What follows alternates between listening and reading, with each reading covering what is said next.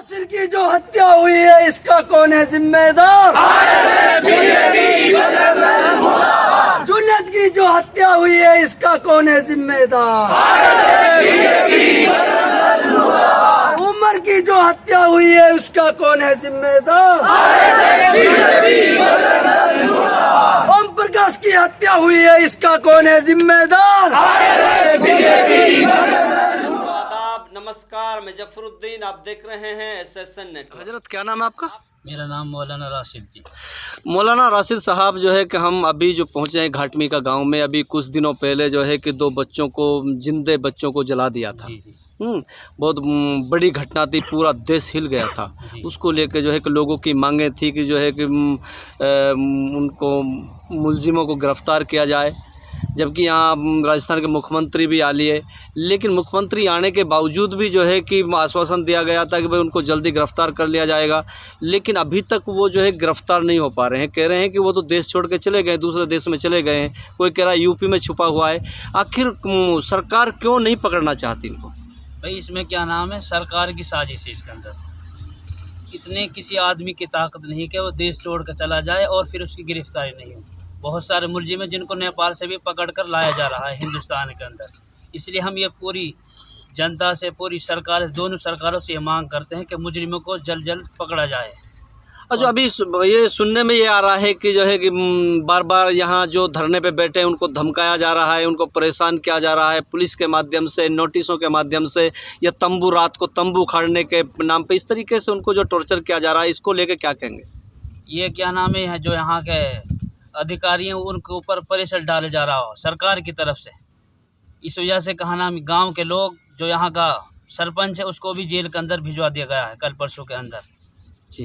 ये खौफ बढ़ाया जा रहा है लोगों के अंदर, ताकि इस धरने को ख़त्म कर दिया जाए, और इस धरने को हम ख़त्म नहीं होने देंगे जब तक हमें इंसाफ नहीं मिलेगा। तो क्या संकेत देना चाहते हो और क्या कहना चाहते हो हरियाणा सरकार और राजस्थान सरकार, दोनों सरकारों से आप क्या कहना चाहते हैं? हम यही कहना चाहते हैं कि हमको इंसाफ मिलना चाहिए।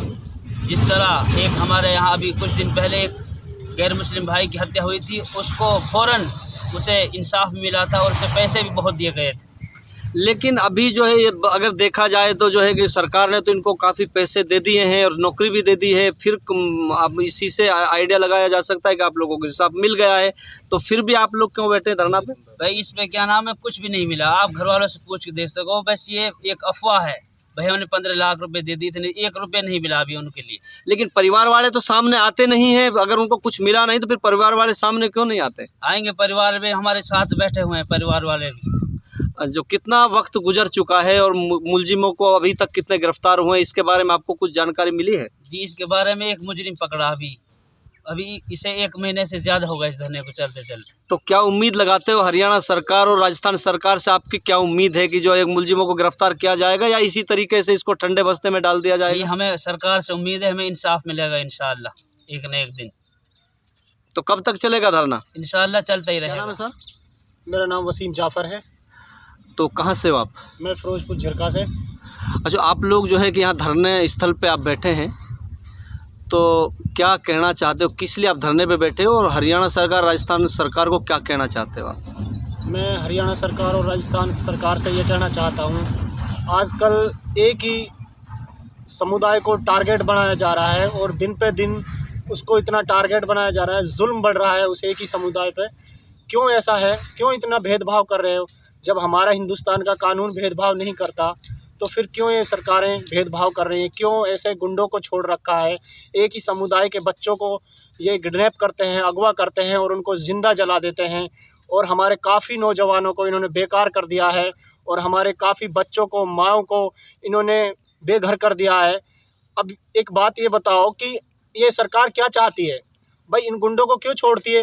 भाई इंसाफ, अगर कोई मान लो जुल्म भी कर रहा है तो हाँ, इसके लिए कानून है, तो ये तो कानून से हटके इन्होंने गुंडों को छोड़ रखा है। अब हमारे जो जुनैद और नासिर भाई थे, इनको ज़िंदा जला दिया।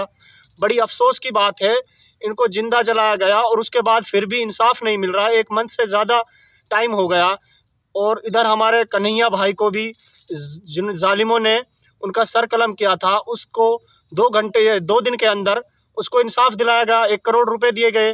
तो क्यों नहीं, एक इस समुदाय को क्यों इंसाफ नहीं मिलता? क्या इसका इस हिंदुस्तान में कोई अधिकार नहीं है या हिस्सा नहीं है?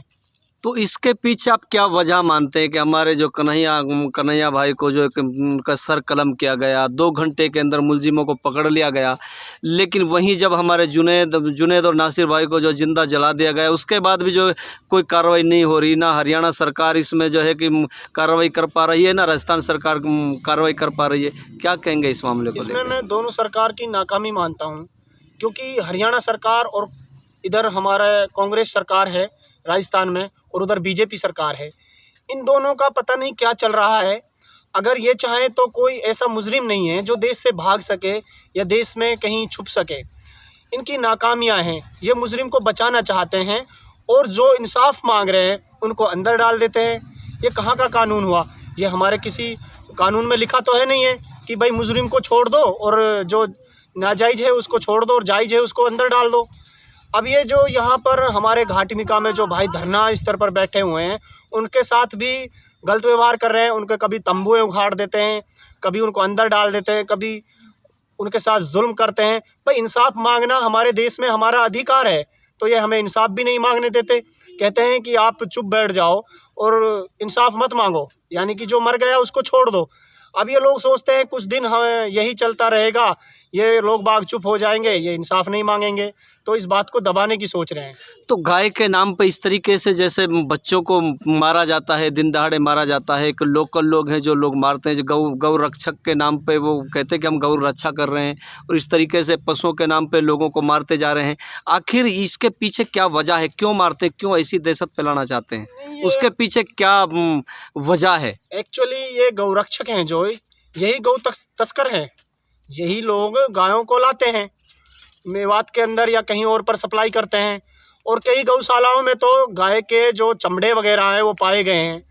तो यही तो लोग ये करते हैं सारे काम, और इल्ज़ाम हमारे इन बंदों पे लगा देते हैं। और जुनैद और नासिर के ऊपर तो कोई क्राइम या कुछ भी आज तक कोई पुलिस केस भी नहीं था।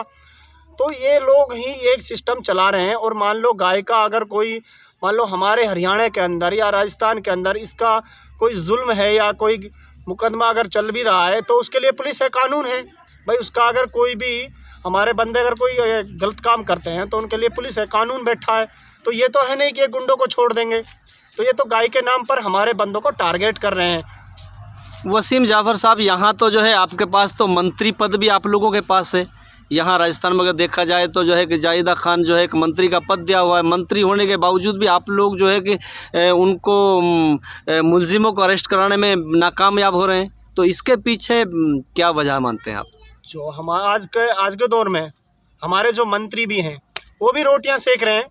अरे उस टाइम कन्हैया की जब गर्दन काटी गई थी, वो भी हमारा भाई है, हम उसको ये नहीं मानते हमारा भाई नहीं है, हमारा भाई है। और मुजरिम तो मुजरिम होते हैं, उनका कोई धर्म नहीं होता। तो जब उसको इंसाफ दिला सकते हैं तो क्यों नहीं है हमको इंसाफ दिलाते? भाई इनको या अपनी सत्ता प्यारी है या कुर्सी प्यारी है, जनता तो प्यारी है नहीं। तो जनता ही तो इनको कुर्सी पे बिठाने वाली है। आने वाले टाइम में इनको कुर्सी से हटाने वाली भी यही जनता होगी। तो अब पहले आप लोगों ने धरना दिया, उसके बीच में आप लोगों को उठना पड़ा, और उसके बाद क्यों ऐसी ज़रूरत पड़ी कि फिर आप दोबारा फिर बैठ गए? कुछ टाइम के लिए हमें आश्वासन दिया गया यहाँ पर धरना स्तर पर कि भाई आप कुछ दिन के लिए धरना इसको रोक दो, हम आपको इंसाफ देंगे, बहुत जल्द इनको मुजरिमों को पकड़ा जाएगा। पर ऐसा तो कुछ है नहीं, सारा गोलमाल है। और हमारे जो जुनैद और नासिर थे, इनकी फैमिली को भी ये क्या नाम है दबाव डाल रहे हैं उस पर कि आप वहाँ नहीं जाओगे, आपके साथ ये होगा, आपके साथ वो होगा। उनको दबा रखा है। वो गरीब इंसान है, वो बेचारे क्या जाने, अनपढ़ इंसान है, उनको तो उन्होंने दबा रखा है। अगर वो उठेंगे तो क्या सोच रहे हैं कि आपको जेल के अंदर यहाँ कब तक, फिर यहाँ आप कब तक बैठे रहोगे? यहाँ आपको कैसे, कि आप गांव में बैठे, यहाँ आपको कैसे न्याय मिल जाएगा? हमें अपने कानून और व्यवस्था पर विश्वास है, हमें अपने देश के संविधान पे विश्वास है कि हमें इंसाफ मिलेगा। हमारी आवाज़ हमारे प्रधानमंत्री तक जाएगी।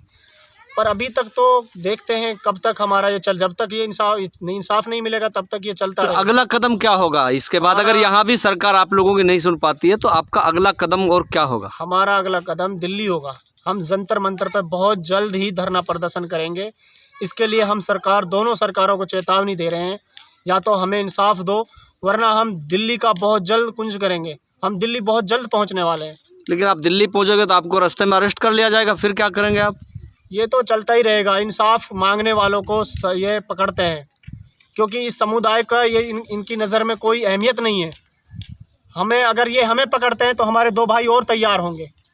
ऐसा नहीं है कि हम अगर पकड़े गए तो हम रुक जाएंगे, हमारे और भाई भी तैयार हैं। ये तो एक इंकलाब बन जाएगा पूरा।